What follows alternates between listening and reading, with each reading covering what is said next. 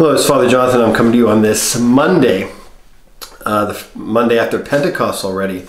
And what an extraordinary, as we've been saying, Lenten and Easter season this has been.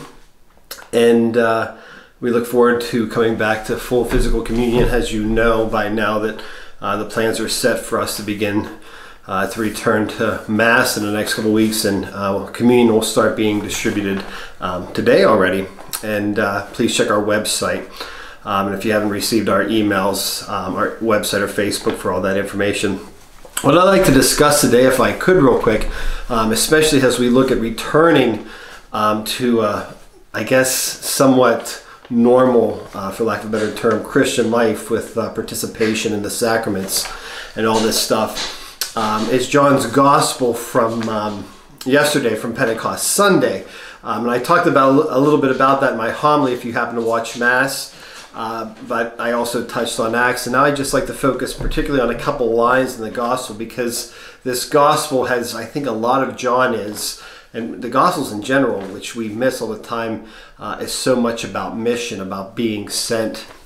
I want to talk about this particular line in John's Gospel after breathing on the Holy Spirit upon the disciples, and saying peace be with you twice, which means fullness of life, and in John's context, as I've said before, to not fear. He then says, as the Father has sent me, so now I send you, meaning that now we are to be other Christs in this world. We are to go on mission. And this is such a crucial part of the Christian life, as you've heard me mention on many reflections, and I personally believe that it's going to be an even more essential part of the Christian life now as we enter this post-pandemic world, a world in need of much healing, as we know, watching the news and seeing the world around us, but a world in need of healing even within our local communities, as I've mentioned also before.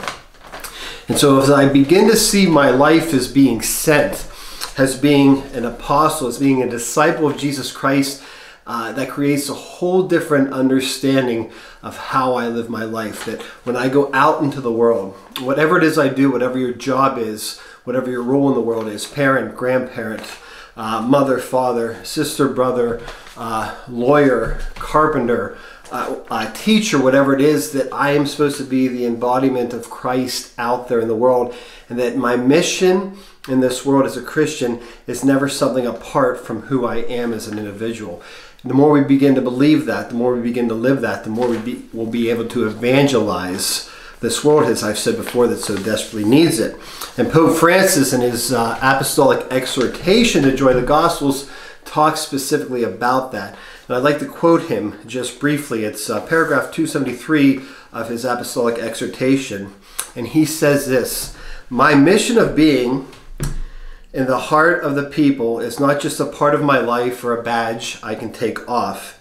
It is not a, quote, extra or just another moment in life. Instead, it is something I cannot uproot from my being without destroying my very self." Listen to that. My mission is part of who I am. If I deny that, I begin to destroy myself. I'm a mission on this earth. I am a mission. We are embodied missions going out into the world sharing the joy, the love, and the gospel of Jesus Christ. I'm a mission on this earth. That is the reason why I'm here in this world. We have to regard ourselves as sealed, even branded by this mission of bringing light, blessing, enlivening, raising up, healing, and freeing. This is who we are to be. Martin Luther King said, church is not a place that we're supposed to go to, but rather a place that we're supposed to go from.